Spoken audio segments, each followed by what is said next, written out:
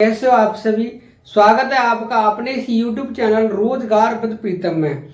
तो हाँ मेरे प्यारे दोस्तों, थंबनेल तो आपने देख ही लिया होगा। आज हम बात करने वाले हैं भारतीय संविधान की अनुसूचियों के बारे में। तो मेरे प्यारे दोस्तों, भारतीय संविधान में अनुसूचियां हैं, प्रस्तावना है, भाग हैं, अनुच्छेद हैं। यानी आज हम जो पढ़ने वाले हैं वो हैं अनुसूचियां। अनुसूचियां क्या होती हैं? अनुसूचियों में क्या क्या दे रखा है और बिल्कुल साधारण भाषा में बिल्कुल समझने की कोशिश करेंगे। तो मेरे प्यारे दोस्तों, पहले हम अनुसूचियों के बारे में पढ़ेंगे। अनुसूचियां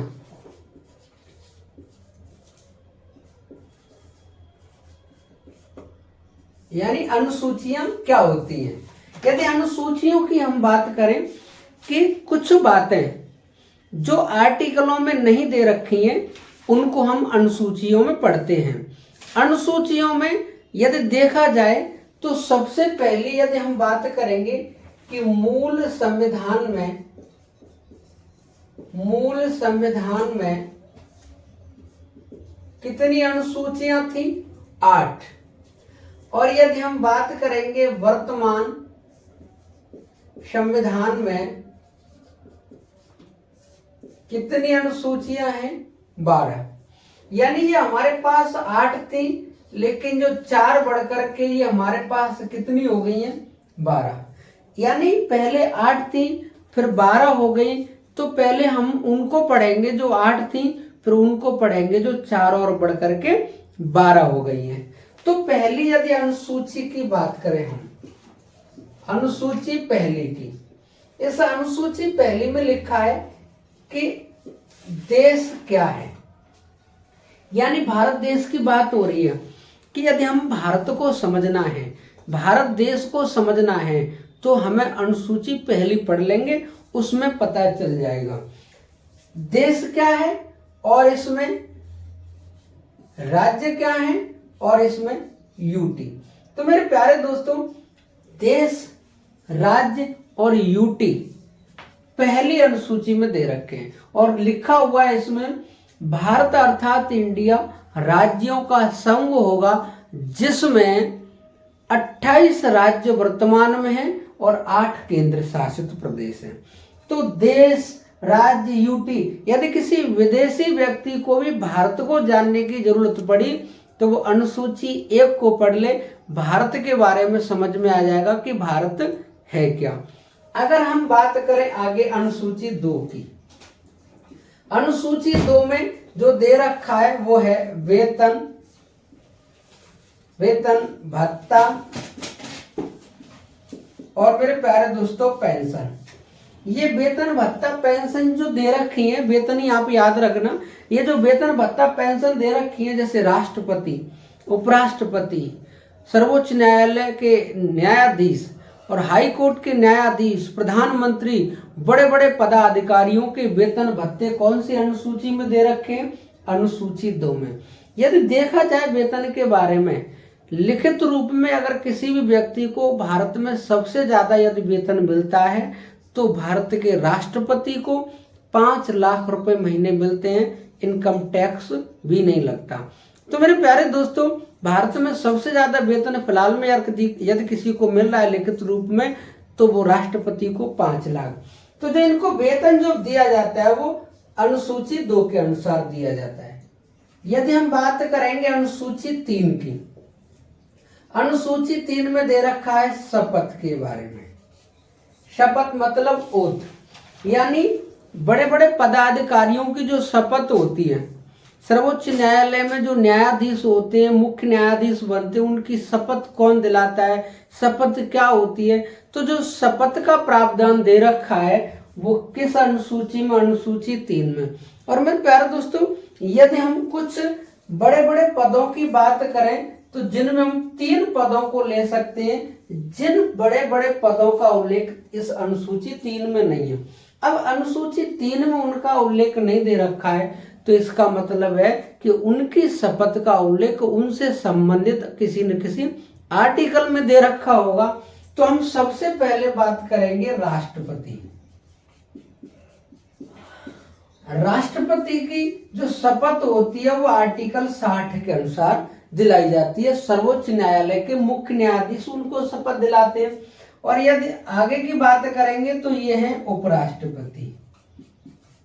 उपराष्ट्रपति महोदय को जो शपथ दिलाई जाती है वो आर्टिकल 69 के अनुसार शपथ दिलाते हैं राष्ट्रपति। और यदि आगे हम बात करेंगे तो ये राज्यपाल हैं, और राज्यपाल महोदय को जो शपथ दिलाई जाती है वो आर्टिकल 159 के अनुसार इनको जो शपथ दिलाते हैं संबंधित हाई कोर्ट के मुख्य न्यायाधीश। यानी राष्ट्रपति को सर्वोच्च न्यायालय के मुख्य न्यायाधीश, उपराष्ट्रपति को राष्ट्रपति शपथ दिलाते हैं और राज्यपाल को संबंधित हाई कोर्ट का मुख्य न्यायाधीश शपथ दिलाता है। तो ये जो राष्ट्रपति, उपराष्ट्रपति, राज्यपाल है, इनसे संबंधित जो आर्टिकल दे रखे इनको इन आर्टिकलों के अनुसार शपथ दिलाई जाती है। बाकी जितने भी बड़े बड़े पदाधिकारी हैं, चाहे वो महान्यायवादी है, चाहे वो कैग है, चाहे वो प्रधानमंत्री है, इन सबकी जो शपथ होती है, चाहे वो हाई कोर्ट के न्यायाधीश है, चाहे वो सुप्रीम कोर्ट के न्यायाधीश है, उन सबको जो शपथ होती है वो अनुसूची 3 के अंतर्गत दिलाई जाती है। आगे हम बात करें अनुसूची 4 की। अनुसूची 4 में राज्यों में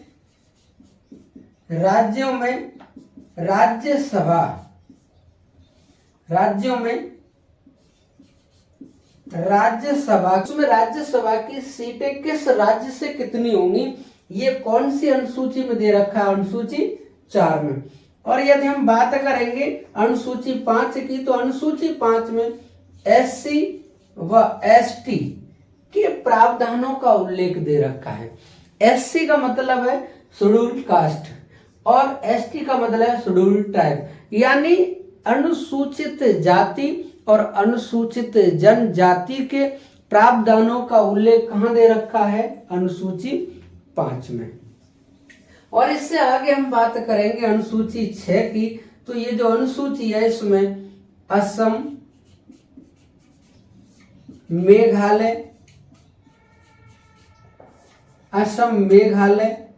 त्रिपुरा और मिजोरम, यानी इन 4 राज्यों का प्रशासन दे रखा है। यानी असम, मेघालय, त्रिपुरा और मिजोरम, इन 4 राज्यों का प्रशासन SC ST अनुसूचित जाति और अनुसूचित जाति का जो प्रशासन का जो क्षेत्र है, इन 4 राज्यों का कौन सी अनुसूची में दे रखा है, अनुसूची 6 में। मेरे प्यारे दोस्तों, इसके लिए ज्यादातर जो याद करते हैं वो लोग AMTM करते हैं, लेकिन मैं आपसे कहना चाह रहा हूं कि यदि आप इस वाली ट्रिक को याद रखोगे तो पेपर में क्वेश्चन गलत हो सकता है, क्योंकि ऑप्शन में उसने इस हिसाब से रख दिया और उसमें ये रख दिया उसने मणिपुर, तो मणिपुर पे आके कहानी बिगड़ जाएगी। क्योंकि यहाँ पर अगर मेघालय रखेंगे, मणिपुर उसने रख दिया तो दिक्कत आ जाएगी कि क्या है। तो सबसे बढ़िया यही तरीका है कि आपको याद उसको कर लीजिए, क्योंकि याद करने में कोई ज्यादा बड़ी बात नहीं है।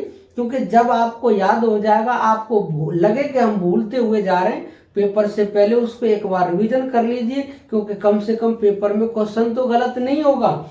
तो मेरे प्यारे दोस्तों, अनुसूची 6 में असम, मेघालय, त्रिपुरा तथा मिजोरम के प्रशासन की जानकारी दी गई है। इससे हम आगे बात करेंगे अनुसूची 7 की। ये जो अनुसूची 7 है, इसमें शक्तियों का बंटवारा किया गया है। शक्तियों का बंटवारा, अगर हम शक्तियों के बंटवारे की बात करें तो इसमें यही वो अनुसूची है जिसमें 3 सूचियां अलग अलग दे रखी हैं। यदि हम 3 सूचियों की बात करें तो हम इधर देख लेते हैं। ये जो 7वीं अनुसूची है, 7वीं अनुसूची है, इसमें शक्तियों का बंटवारा दे रखा है। बंटवारा जिसमें 3 शक्तियों का जिक्र है, जिसमें सबसे पहली है संघ सूची, दूसरी है राज्य सूची और तीसरी है समवर्ती सूची। समवर्ती सूची यानी 7वीं अनुसूची में जो शक्तियों का बंटवारा दे रखा है, जो 3 सूचियां दे रखी हैं उसमें संघ सूची, राज्य सूची और समवर्ती सूची। यानी सूचियों में इसमें क्या दे रखा है। यदि मेरे प्यारे दोस्तों बात करेंगे हम मूल संविधान की, यानी मूल संविधान में इस सूची में कितने विषय थे और वर्तमान में इस सूची में कितने विषय हैं। या अगर हम मूल संविधान की बात करें तो इस सूची में 97 विषय थे और वर्तमान में कितने इसमें 100 विषय हैं। यदि हम राज्य सूची की बात करेंगे तो इसमें मूल संविधान में थे 66 और वर्तमान में कितने हैं, इसमें 61 विषय दे रखे हैं। यदि हम समवर्ती सूची की बात करें तो समवर्ती सूची में पहले तो जो विषय थे वो 47 थे और वर्तमान में विषयों की संख्या कितनी है, 52। तो मेरे प्यारे दोस्तों, यदि शक्तियों के बंटवारे से यदि इन सूचियों की बात करें तो ये 97, 100, 66, 61 क्या है, यानी क्या है, ये अंक है या क्या है। तो मेरे प्यारे दोस्तों, यदि हम बात करेंगे संघ सूची की, ये जो संघ सूची है इसमें 97 पहले विषय थे, वर्तमान में 100 हैं। यदि विषयों की बात करेंगे जैसे जनगणना, जनगणना किस सूची का विषय है, संघ सूची का, क्योंकि राज्य तो अपनी 10 साल बाद अपनी स्पेशल जनगणना नहीं कराता है, केंद्र कराता है। तो जनगणना केंद्र सूची का विषय है। इसके बाद में यदि हम बात करेंगे तो इसके बाद में देखें तो मुद्रा, यानी मुद्रा किस सूची का विषय है, संघ सूची का विषय है। ये इसके बाद में देखेंगे तो रेलवे, रेलवे की सूची का विषय है तो संघ सूची का विषय है। और यदि हम आगे बात करेंगे नेशनल हाईवे,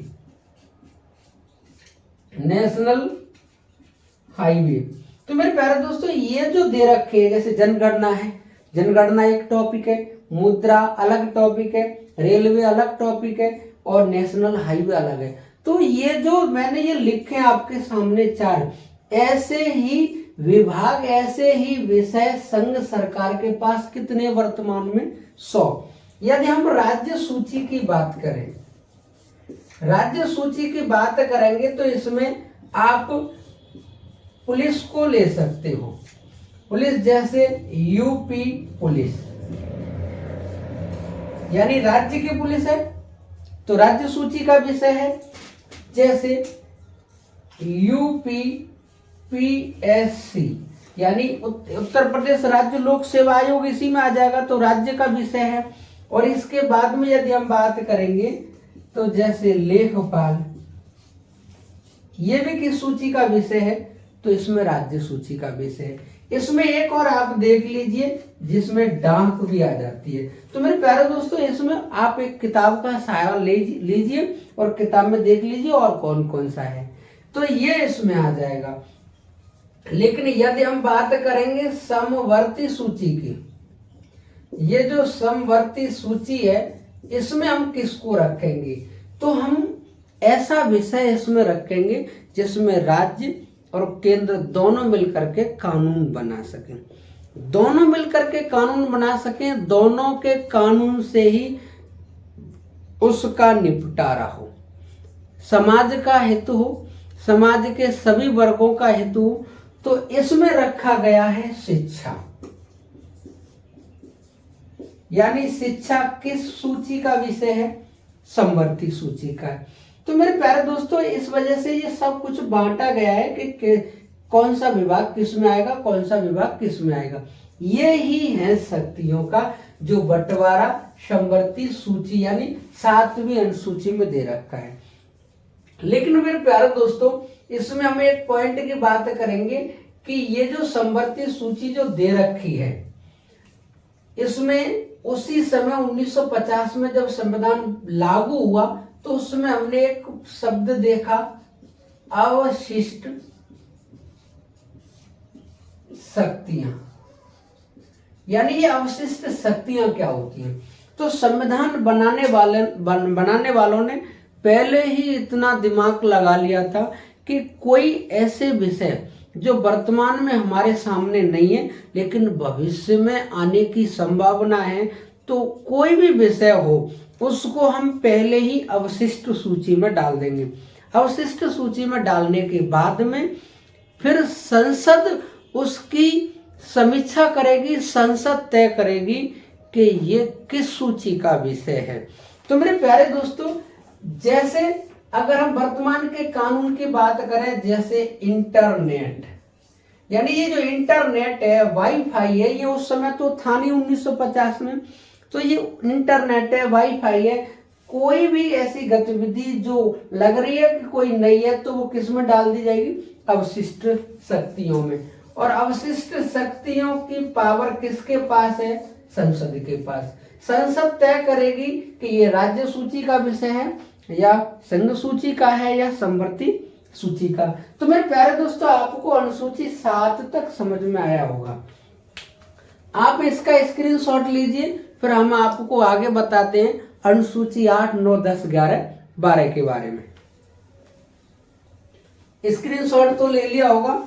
आगे हम पढ़ने वाले हैं अनुसूची 8 के बारे में। ये जो अनुसूची 8 है, इसमें भारत में जो भाषाएं हैं, इस अनुसूची 8 में 22 भाषाओं को रखा गया है। यानी ये जो अनुसूची 8 है, इसमें क्या दे रखी है, मानक भाषा।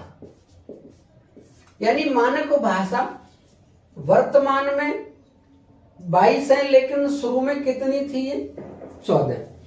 यानी क्वेश्चन पूछता है सीधा कि भारतीय संविधान की किस अनुसूची में भाषाओं की जानकारी है, यानी भाषाओं का उल्लेख दे रखा है, तो वो कौन सी अनुसूची, 8।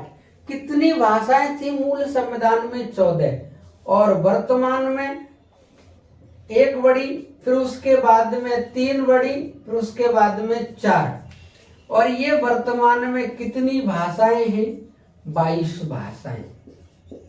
यानी 22 भाषाओं की जानकारी किस अनुसूची में दे रखी है, 8 में। यदि हम मूल भाषाओं की बात करें तो मूल भाषाओं में तो आप 14 भाषाओं को रख लीजिए, लेकिन ये पहली जो भाषा जुड़ रही है इसका नाम है सिंधी, और ये सिंधी भाषा जुड़ के 14 एक हो जाएंगी, 15, और ये सिंधी भाषा जब जोड़ी जाएगी तो वो 21वां संविधान संशोधन होगा 1967 में। तो मेरे प्यारे दोस्तों, इस तरीके से 21वें संविधान संशोधन के द्वारा एक भाषा पहली जोड़ी भाषा हो गई 15। और यदि इसके बाद में बात करेंगे तो ये जो 3 भाषाएं जोड़ी जा रही हैं, जिसमें नेपाली, मणिपुरी और कोंकणी, ये जो 3 भाषाएं हैं, 3 भाषा ये जो जोड़ी जाएंगी, ये 71वां संविधान संशोधन के द्वारा 1992 में। यानी ये जो 3 भाषाएं जो जोड़ी गई हैं, ये 71वां संविधान संशोधन 1992 में। और ये जो 4 भाषाएं जो जोड़ी जा रही हैं, 4 भाषा, जिसमें बोडो, डोंगरी, मैथिली और एक है संथाली। ये जो 4 भाषाएं हैं, बोडो, डोंगरी, मैथिली और संथाली, ये जो 4 भाषाएं हैं, ये 4 भाषाएं जोड़ी जा रही हैं 92वें संविधान संशोधन के द्वारा 2003 में। यानी मेरे प्यारे दोस्तों, इस तरीके से ये संविधान में जोड़ी गई है। तो 14 में 1 जोड़ी 15, 15 में 3 जोड़ी 18, 18 में 4 जोड़ी 22। तो 8वीं जो अनुसूची दे रखी है उसमें कितनी भाषाएं हैं, 22 हैं। मूल संविधान में कितनी थी, 14। आगे हम बात करेंगे 9वीं अनुसूची की। ये जो 9वीं अनुसूची है, इसमें दे रखा है भूमि सुधार के बारे में। किसके बारे में दे रखा है, भूमि सुधार के बारे में दे रखा है, यानी नौवीं भूमि। ये जो नौवीं भूमि से संबंधित है, ये संविधान में कब जोड़ी गई? तो मेरे प्यारे दोस्तों, प्रथम संविधान संशोधन 1951 के अनुसार 1951 में संविधान में पहला संशोधन किया गया, और पहला संशोधन किया तो उसके बाद में पहली हमें 9वीं अनुसूची देखने को मिल रही है जो भूमि सुधार से संबंधित है। यदि हम आगे बात करेंगे 10वीं अनुसूची की, तो 10वीं से दे रखा है दल बदल संबंधी कानून, यानी दल बदल जो कानून है इसकी जानकारी कौन सी अनुसूची में दे रखी है? 10वीं में। और ये 10वीं अनुसूची जो जोड़ी गई है, ये 52वें संविधान संशोधन के द्वारा 1985 में जोड़ी गई। 1985 में जब ये जोड़ी जा रही है, तो इससे हम पता लगा सकते हैं कि उस समय देश के जो प्रधानमंत्री हैं वो राजीव गांधी हैं। राजीव गांधी के समय पे 52वां संविधान संशोधन किया गया संविधान में, और इसमें 1985 में करके इसमें एक नई अनुसूची जोड़ दी जो दल बदल से संबंधित है। दल बदल में ऐसा होता है कि अपने निजी स्वार्थ के लिए लोग अपनी पार्टी को छोड़ करके दूसरी पार्टी में चले जाते हैं। यह घटना हरियाणा की है। हरियाणा में एक गया राम नामक व्यक्ति, उसने एक दिन में ही 4 पार्टियां बदली। 4 पार्टियां बदलने की वजह से ही इस कानून को उस व्यक्ति के नाम पर ही गया राम के नाम से भी जाना जाता है। यानी ये दल बदल कानून ही है, इसको गया राम कानून के नाम से जाना जाता है। किसी दिन हमारी अलग 10वीं अनुसूची को लेकर के एक क्लास होगी, उसमें सारी चीजें बताई जाएंगी कैसे खत्म होती है संसद सदस्यता। तो मेरे प्यारे दोस्तों, दल बदल कानून जो दे रखा है वो 10वीं अनुसूची में, और 52वें संविधान संशोधन के द्वारा 1985 में ये जोड़ी गई। यदि हम बात करेंगे 11वीं अनुसूची की, तो इसमें दे रखा है ग्राम पंचायत, यानी ग्राम पंचायतों के विषय की जानकारी यहाँ दे रखी है। तो ग्राम पंचायतों से संबंधित ये जो अनुसूची है, ये किस संविधान संशोधन के द्वारा जोड़ी गई? तो 73वां संविधान संशोधन किया गया। 73वां संविधान संशोधन किया गया 1992 में, ये लागू हुआ 93 में अप्रैल में। तो 73वें संविधान संशोधन के द्वारा 1992 में ये ग्राम पंचायत के लिए 11वीं अनुसूची जोड़ी गई। और यदि हम बात करेंगे 12वीं अनुसूची के, तो इसमें दे रखा है नगर निगम के बारे में। ये जो नगर निगम है, नगर पालिका है, ये जोड़ा गया 74वें संविधान संशोधन के द्वारा 1992 में। ये भी लागू हुआ 1993 में। तो मेरे प्यारे दोस्तों, हमारे जो संविधान में 12 जो अनुसूचियां दे रखी हैं, इसमें सबसे पहली अनुसूची से लेकर के हमने 12 अनुसूचियां पढ़ी हैं। मेरे प्यारे दोस्तों, एक बार सभी अनुसूचियों को पुनः समझेंगे, पढ़ेंगे और स्पीड से पढ़ेंगे और बिल्कुल बेझिझक उसको शॉर्ट तरीके से समझते हुए पढ़ लेंगे। तो मेरे प्यारे दोस्तों, इसका आप स्क्रीनशॉट ले लीजिए।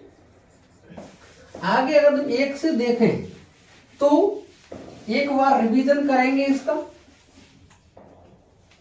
रिवीजन में पहली अनुसूची में दे रखा है देश, राज्य और केंद्र शासित प्रदेशों के बारे में। देश, राज्य और यूटी के बारे में। दूसरी जो अनुसूची है उसमें दे रखा है वेतन के बारे में। तीसरी के बारे में जो दे रखा है वो है शपथ। तो मेरे प्यारे दोस्तों, आप इतना समझ लिए, जो पहली जो अनुसूची है आप उसमें ये देख लीजिए कि ये एक तरह से भारत है, राज्य है या यूटी है। हम भर्ती कभी भी देखते हैं, नहीं देखते हैं, देश की देखते हैं, केंद्र की देखते हैं, राज्य की देखते हैं, या यूटी दिल्ली में दिल्ली पुलिस की जगह निकलती है उसको देखते हैं। तो जब भी भर्ती कोई देखते हैं, भर्ती इन जगह पे देखी जाती है, तो आप पहले नंबर पे ये अनुसूची में देख लो। दूसरी अनुसूची में यह है कि भर्ती चलो यहाँ देख लेंगे, लेकिन ये पता कर लेंगे पैसा कितना मिलता है यहाँ पे। तो पैसा जो मिलने की बात आ रही है, इसका मतलब है दूसरी जो प्रोसेस है वो वेतन की है। वेतन कौन सी अनुसूची में? दूसरी में। जब उसकी नौकरी देश या राज्य या यूटी में कहीं ना कहीं लग जाएगी, लगने के बाद में उसको वेतन भी मिलेगा, लेकिन वेतन मिलने के बाद में उसको क्या दिलाई जाएगी? शपथ। कि हम आपको इतना पैसा दे रहे हैं, आप शपथ लीजिए, और आप शपथ लेकर के आप ये क्लियर कर दोगे कि जिस काम की आपने शपथ ली है आप उसको बखूबी निभाओगे। तो तीसरे में जो दे रखा है वो शपथ दे रखी है। 4 जो दे रखा है उसमें राज्य जो सभा होती है उसमें सीटों का बंटवारा है, यानी किस राज्य से कितनी सीटें आएंगी। अगर हम 5वें की बात करें तो 5वें की एससी तथा एसटी के बारे में जानकारी है। अब आप यही देख लीजिए कि ये जो मैंने जो 5 का बनाया है वो सेम इस जैसा है और इस जैसा है। तो आप यही से समझ लिए एससी एसटी के बारे में आर्टिकल 5 में दे रखा है। और हम 6 के बारे में बात करेंगे। जब एससी एसटी के बारे में 5 में है तो इनसे संबंधित राज्यों की जानकारी हमें असम, मेघालय, त्रिपुरा और मिजोरम राज्यों के प्रशासन की जानकारी कौन सी अनुसूची में दे रखी है? तो 6 में। यदि हम 7वीं अनुसूची की बात करें, 7वीं में दे रखा है 7 से शक्तियों का बंटवारा, यानी शक्तियों का बंटवारा आप समझ रहे हो, संघ सूची, राज्य सूची और मेरे प्यारे दोस्तों समवर्ती सूची। समवर्ती सूची यहाँ शुरू में 97 विषय थे, बाद में कितने हो गए? 100 विषय हो गए। और यहाँ राज्य के शुरू में 66 विषय थे, लेकिन यहाँ कितने विषय रह गए? 61 रह गए। और समवर्ती सूची में पहले 47 विषय थे, अब वर्तमान में कितने रह गए? 52 विषय हो गए, हो गए हैं। इसके बाद में यदि हम बात करेंगे 8वीं अनुसूची की, तो इसमें भाषाएं दे रखी हैं कितनी? 22 हैं। मूल संविधान में 14 थी, बाद में जाकर के इसमें 8 और जुड़ गई हैं, तो वर्तमान में कितनी हो रही है? 22। यदि हम 9वीं अनुसूची की बात करें तो 9वीं अनुसूची में क्या दे रखा है? भूमि सुधार के बारे में। यदि 10वीं अनुसूची की बात करें तो 10वीं में दल बदल। इसमें तो याद करने की ज्यादा बड़ी दिक्कत नहीं है, क्योंकि 10वीं दल बदल, 10वीं दल बदल। और ये जो 9वीं है, 9वीं भूमि, 9वीं भूमि।